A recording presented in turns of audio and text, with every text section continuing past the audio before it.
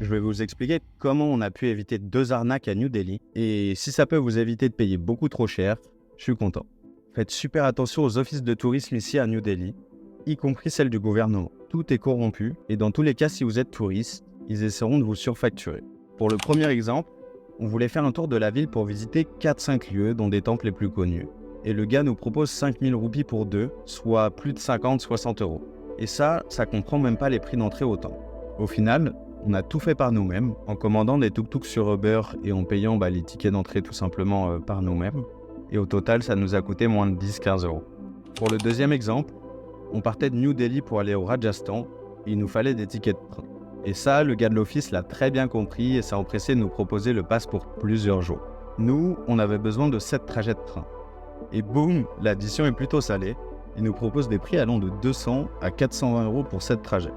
C'est du délire complet. J'avais déjà réservé un train via l'application Ixigo au Kerala dans le sud de l'Inde.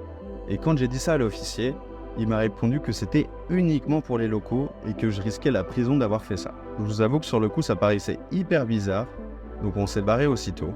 En vérifiant, il avait bien essayé de nous vendre ses tickets en nous mentant.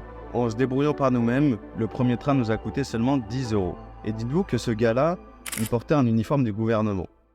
Au passage, pour ceux que ça intéresse, j'ai réservé les trains sur Ixigo Train. Si tu vas en Inde, je te recommande à 100% d'utiliser cette application. Pour l'utiliser, il te faut juste un numéro indien, donc acheter une carte SIM locale.